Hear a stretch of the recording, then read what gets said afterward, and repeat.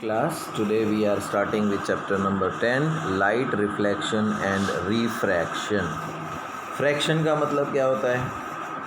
Reflection का तो आपको पता है कि जो सामने रिटर्न होके आता है।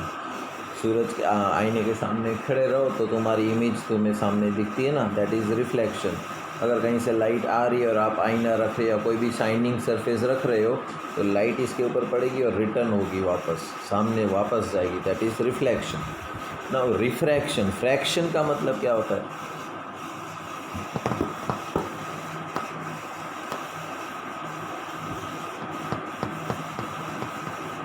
टुकड़ा। क्या होता है? टुकड़ा। फ्रैक्शन का मतलब 6/8 फ्रैक्शन में हम लिखते हैं ना, तो 6/8 का क्या मतलब हुआ कि टोटल 8 टुकड़े हैं, उसमें से 6 टुकड़े की हम बात कर रहे हैं, है ना। उसी तरह रिफ्रैक्शन मतलब फ्रैक्शन का मतलब तो आपको पता चल गया, टुकड़ा। रिफ्रैक्शन का मतलब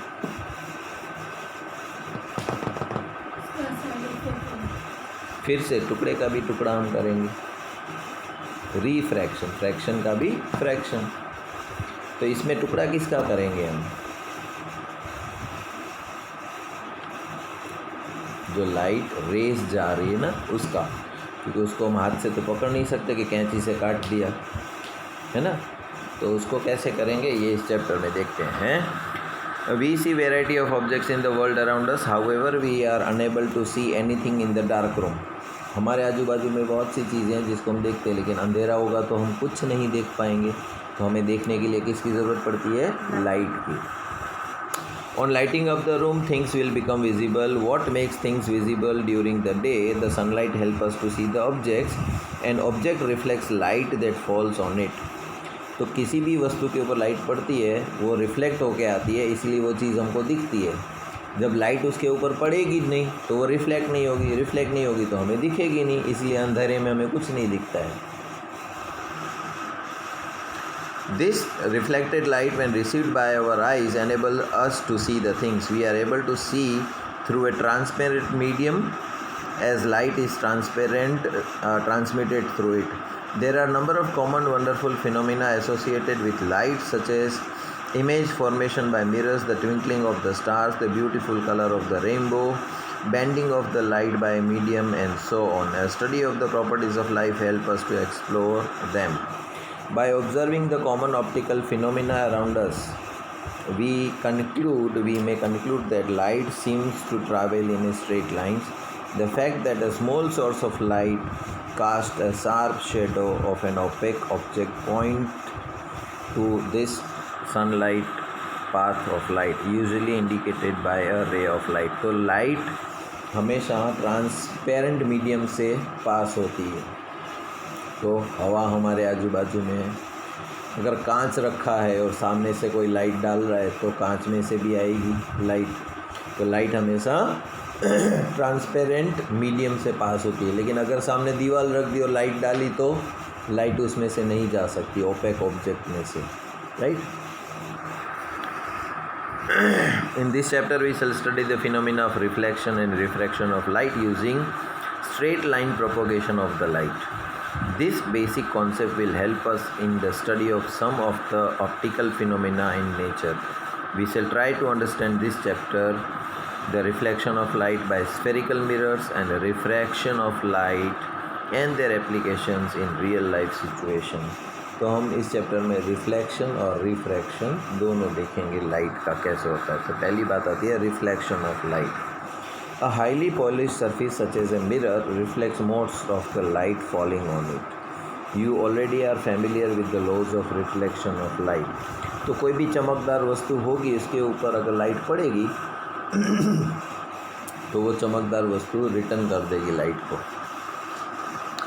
दीवार के ऊपर लाइट पड़ती है तो लाइट रिफ्लेक्ट नहीं होती है, लेकिन सामने अगर आईना रखा हो तो लाइट पड़ेगी तो रिफ्लेक्ट होके आ जाएगी। तो शाइनिंग सरफेस हमेशा लाइट को रिफ्लेक्ट करते हैं। तो लाइट के कुछ कायदे होते हैं, रूल्स होते हैं। क्या है वो लाइट के rules? Let us recall this laws. The angle of incidence is equal to the angle of reflection. हमेशा angle of reflection is always equal to the angle of incidence, या angle of incidence is always equal to the angle of reflection. अब ये होता क्या है, मान लो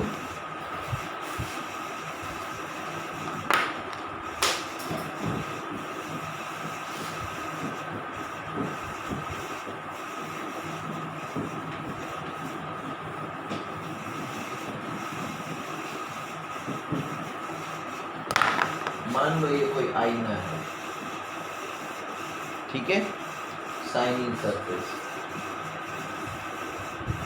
अब यहाँ से कोई एक लाइट रे इसके ऊपर पड़ रही है, राइट, यहाँ से हमने टॉर्च में से लाइट डाली है, तो एक लाइट का रे आ रहा है यहाँ पर, ओके। अभी ये जो हमारी लाइन है इसको हम एक परपेंडिकुलर लाइन देख सकते हैं, इमेजिन कर सकते हैं परपेंडिकुलर लाइन। तो परपेंडिकुलर लाइन कहाँ से जाएगी, इमेजिनरी, है ना, इसके बीच में और इसके बीच में 90 डिग्री का एंगल होगा ना, तभी तो परपेंडिकुलर कहलाएगा, राइट। अब ये है हमारा शाइनिंग सरफेस मिरर, और ये आ रही है लाइट रे, तो इसके बीच में एक एंगल बना ना। ये लाइट जो पड़ती है उसको बोलते हैं इंसिडेंट। कौन सी लाइट? हाँ, तो ये क्या हो जाएगा, एंगल ऑफ इंसिडेंट, ठीक है। अभी क्योंकि ये शाइनिंग सरफेस है, ये लाइट को रिफ्लेक्ट करेगा, वापस भेज देगा लाइट को, तो ये लाइट जो है ना रिफ्लेक्ट होके जाएगी इधर, राइट। क्रिकेट जब हम खेलते हैं, बॉल जो डालता है ज़मीन पे, है ना, तो वो जब बॉल जाता है ज़मीन पे तो ये हो गया इंसिडेंट। अब ज़मीन से उछल के बैट्समैन के पास जाएगा, वो हो जाएगा रिफ्लेक्टेड, अंडरस्टूड। तो ये शाइनिंग सरफेस है हमारा, ये रिफ्लेक्ट होके जा रहा है, तो ये भी एक एंगल बनेगा ना, राइट। तो ये कितना एंगल बनेगा, जितना एंगल ये होगा। अगर ये 45 है ये भी 45 होगा, ये 43 है ये 43 होगा, ये 20 है तो ये भी 20 होगा, ठीक है। तो angle of incidence is always equal to the angle of reflection. और ये जो इमेजिनरी परपेंडिकुलर लाइन होती है ना, इसको हम बोलते हैं नॉर्मल। क्या बोलते हैं? Normal. The incident ray, the normal to the mirror at the point of incidence and the reflected ray all lie in the same plane। दूसरा रूल क्या है, reflected ray, incident ray, reflected ray और normal, ये तीनों रे जो है वो एक ही प्लेन में होंगे। एक ही प्लेन मतलब XY अगर हमने पेपर लिया है तो ऐसा नहीं है कि एक पेपर में इंसिडेंस है, दूसरे पेपर में रिफ्लेक्टेड और तीसरे पेपर में नॉर्मल है, नहीं, तीनों के तीनों एक ही प्लेन में होते हैं। These laws of reflection are parallel to all the types of reflecting surfaces including spherical surfaces. तो ये रिफ्लेक्शन के जो लॉ है, राइट, ये हमेशा हर किसी शाइनिंग सरफेस जो भी लाइट को रिफ्लेक्ट करती है उनको अप्लाई करेगा ये, फिर चाहे वो सामने वाला सरफेस कैसा भी हो, स्फेरिकल हो, कॉनकेव हो, कॉन्वेक्स हो, कोई भी हो। You are familiar with the formation of image by a plane mirror. What are the properties of the image? Image formed by a plane mirror is always virtual and erect. तो जब भी आईने से कोई इमेज बनती है वो image कैसी बनेगी? हितांशु आ जाओ, किसका पीरियड है आपके यहाँ? हिंदी। दीपा मैम को जानते हो ना? जो टीचर, लेडी टीचर मिले ना उसको बोलो दीपा मैम कौन है, उसको बोल दो ना आपका पीरियड है, ठीक है। छोड़ के आए इसको छोड़ कर, दीपा मैम के पास छोड़ कर, और इधर आ, दीपा मैम को बोलो ये टाइम टेबल लिख ले उनका, ठीक है, फिर वापस लेके आना, दीपा मैम को बोलना पेपर।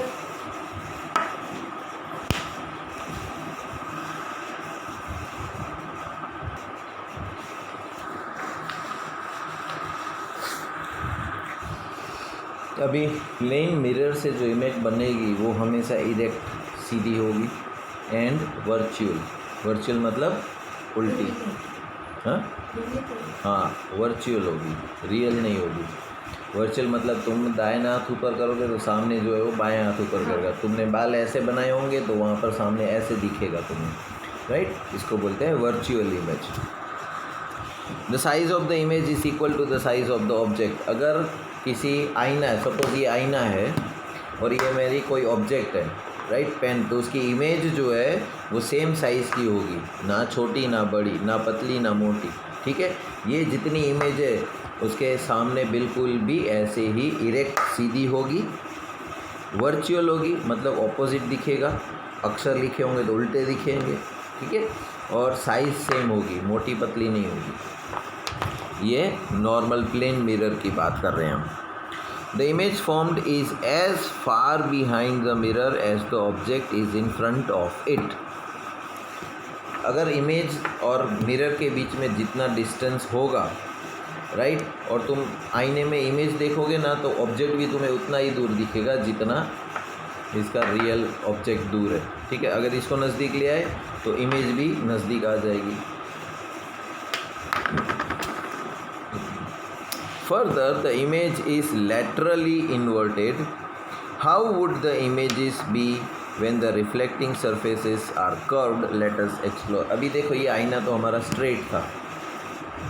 मान लो ये आईना जो है वो इस तरह का हो, कर्व्ड वाला, राइट, या फिर आईना ऐसा हो, कर्व्ड, चमकीला, चम्मच होती है ना, चम्मच हमारी है ना, अंदर से कैसी होती है, राइट, और पीछे की साइड में कैसी होती है, उपसी हुई।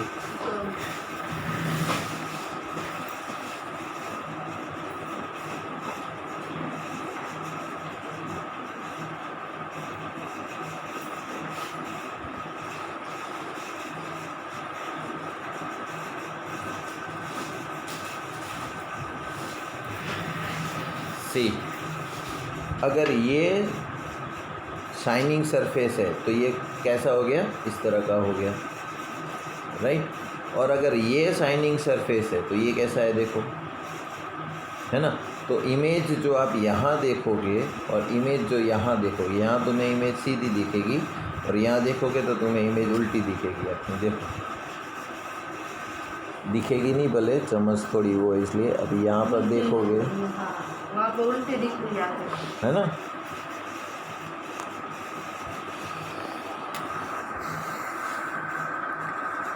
Take a large shining spoon, अभी जैसे हमने स्पून लिया, try to view your face in the curved surface, do you get the image, is it smaller और लार्जर। इमेज जो बनी वो छोटी थी या बड़ी थी। यहाँ पर देखोगे एक अलग किस्म की इमेज बनेगी, यहाँ पर अलग किस्म की बनेगी, है ना, एक छोटी होगी एक लार्जर होगी।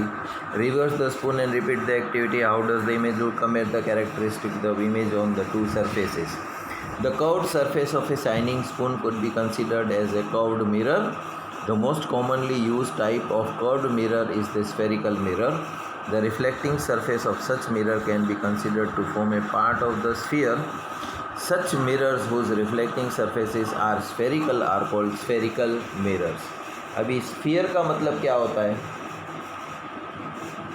स्फीयर का मतलब वहाँ बाजू में टेबल पे है ना, कांच का वो होगा वेट रखने का, वो ले आओ तुम।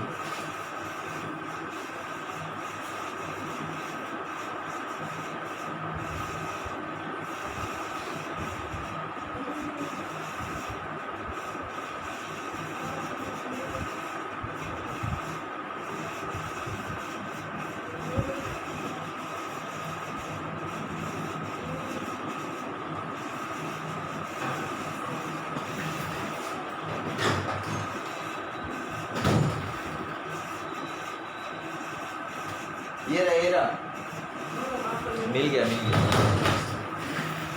Here it is. तो ये तो अभी परफेक्टली स्फीयर नहीं है, लेकिन समझ सकते हैं कि ये स्फीयर है। अभी मान लो अगर मैं इस स्फीयर को बीच में से काट दूँ, बॉल कैसे हमारा टुकड़ा हो जाता है, बॉल के दो टुकड़े हो जाते हैं बीच में से खेलते हैं तो वो स्फीयर ही होता है ना बॉल। तो अगर फट गया, दो टुकड़े कर दिए तो हमें दो हाफ स्फीयर मिल जाएंगे। तो एक अंदर का कर्व्ड वाला और एक दूसरा बाहर का, right? Spherical mirrors, a reflecting surface of a spherical mirror may be curved inwards or outwards.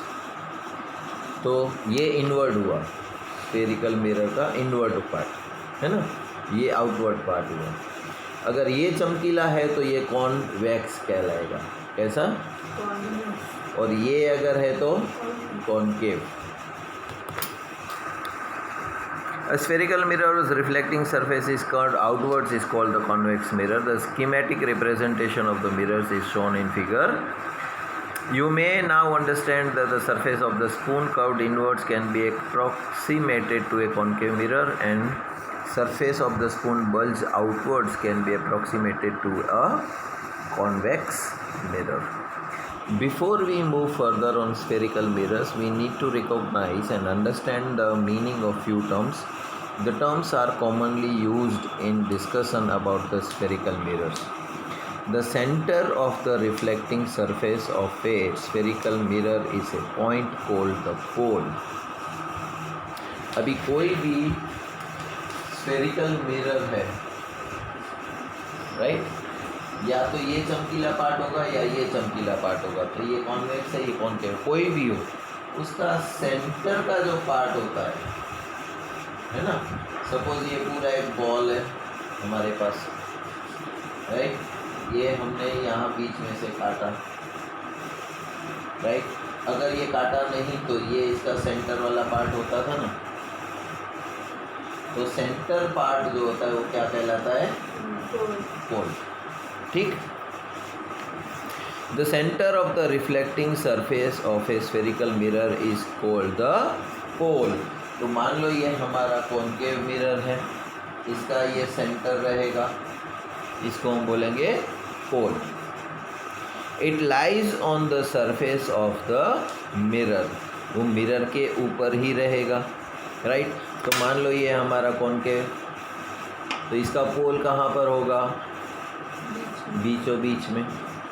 अगर ये कॉन्वेक्स है तो इसके बीचों बीच में हमारा पोल होगा। The pole is usually represented by the letter P।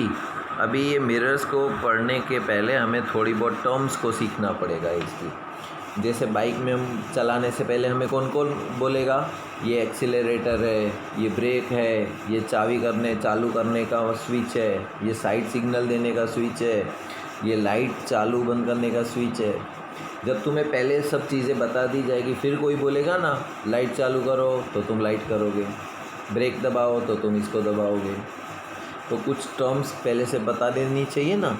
उसी तरह मिरर्स, प्लेन मिरर्स को जब हम स्टडी कर रहे हैं तो उसकी कुछ टर्म्स को पहले से बता दे रहे। तो पहला है पोल। अभी the reflecting surface of A spherical mirror forms a part of the sphere. This sphere has a center. This point is called the center of curvature of the spherical mirror. अभी देखो ये स्फीयर है हमारा पूरा, ठीक है? इसका भी एक सेंटर है ना? जब हम इसको काट देंगे तो हमारे पास क्या बचेगा? अभी ये जो है ना, ये वाला पॉइंट ये इमेजिनरी है। जैसे ये स्फीयर है, इसके अंदर रहेगा ना सेंटर वाला पॉइंट कोई, जब हम काट देंगे आधा, राइट, तो ये यहाँ पर आ जाएगा आधा पॉइंट, राइट? तो इसका नाम है, ये तो है पोल, ये है सेंटर ऑफ कर्वेचर। क्या नाम है? Centre of curvature. Centre of curvature, and it is denoted by letter C. Please note that the center of curvature is not a part of the mirror. अभी देखो ये मिरर है, इधर ये mirror है ना? पोल इसका पार्ट है, सेंटर ऑफ कर्वेचर इसका पार्ट है नहीं है, वो अलग ही है, इमेजिनरी पॉइंट है एक हमारा, है ना? हम ये समझते थे पहले कि ये पूरी स्फीयर है, तो पूरी स्फीयर का कहीं ना कहीं एक सेंटर होगा, ये उसका सेंटर है।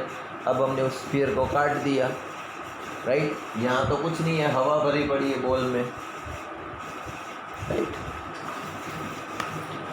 It lies outside the reflecting surface. वो रिफ्लेक्टिंग सरफेस के बाहर होता है।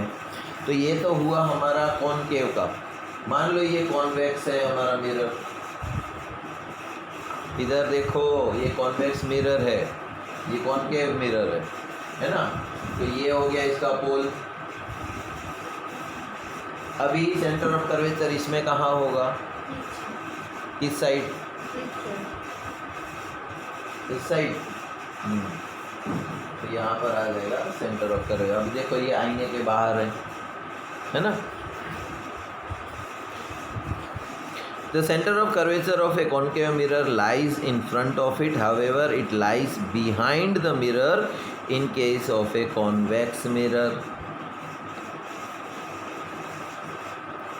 You may note this in figure 10.2a and 10.2b. The radius, अभी figure 10.2a और b,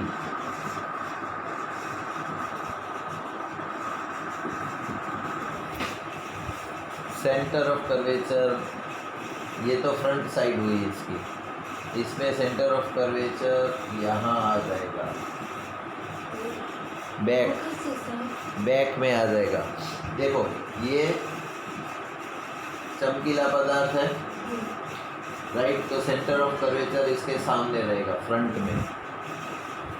ये वन लाइन में पूछते हैं, ठीक है। ये चमकीला पदार्थ है, लाइट यहाँ से आएगी, रिफ्लेक्ट यहाँ से होगी, तो सेंटर ऑफ कर्वेचर इसके बैक में होगा।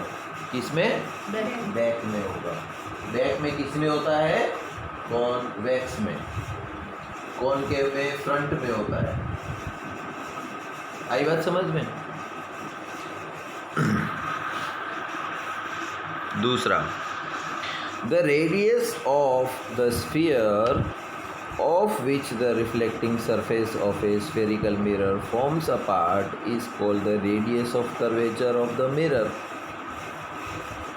अभी स्फीयर का मतलब क्या हुआ, देखो ये किसमें से बना हमारा, स्फीयर में से बना। स्फीयर का एक सेंटर होता है। अब ये सेंटर और ये क्या कहलाएगा, नहीं, ये डिस्टेंस क्या कहलाएगा,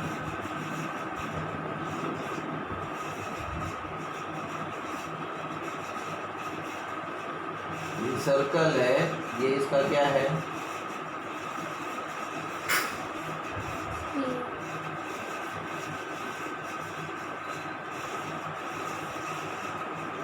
मैथ्स में आता है, ये तो बच्चों को आता है।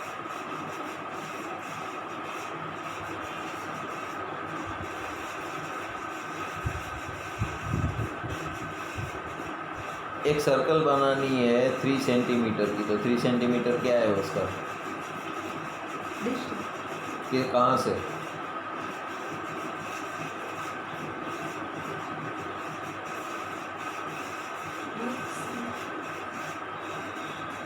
सर्कल का सेंटर, ये सर्कल है कोई भी, इसका एक सेंटर पॉइंट है, और ये सर्कल के ऊपर कहीं पर भी एक पॉइंट है, तो इसको हम क्या बोलते हैं,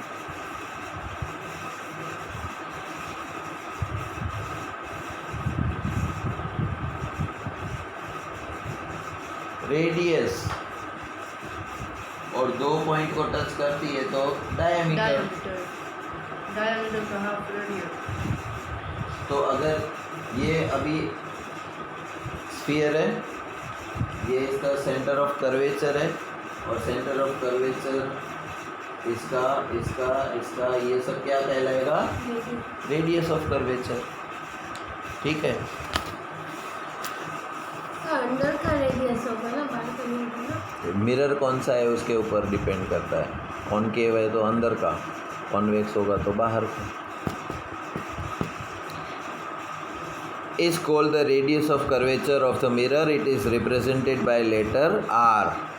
तो अभी हमें 3 चीज़ें मिली, radius of curvature, centre of curvature and pole.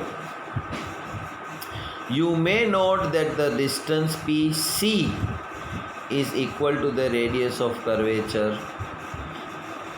Diagram में देखो 10 पॉइंट ए एंड बी में पी सी, पी क्या है पोल, सी क्या है सेंटर ऑफ कर्वेचर, तो पी सी क्या कहलाएगा हमारा यहाँ पर, is equal to the radius of curvature. Imagine a line passing through the pole and centre of curvature of a spherical mirror. This line is called the principal axis. तो अभी हमारे पास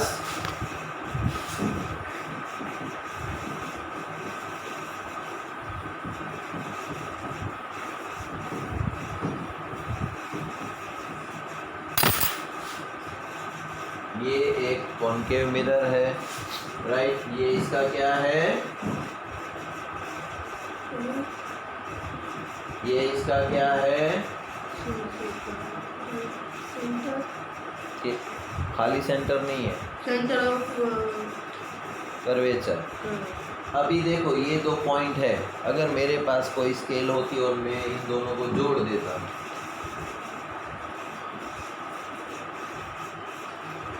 तो कोई भी एक स्ट्रेट लाइन जो पोल को और सेंटर ऑफ कर्वेचर को जॉइंट करती है उसको हम बोलते हैं principal axis.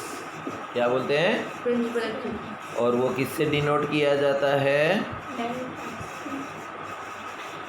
Remember that the principal axis is normal to the mirror at its pole. Now let us understand the important term related to mirrors through an activity. अब ये जो है प्रिंसिपल एक्सिस, ये हमेशा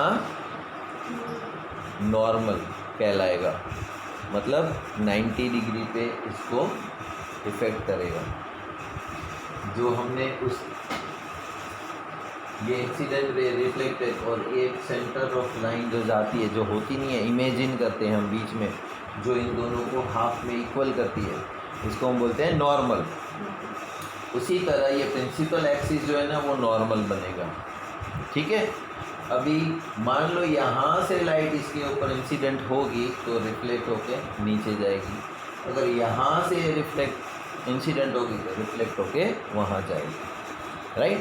तो ये हमेशा बीच में रहेगी।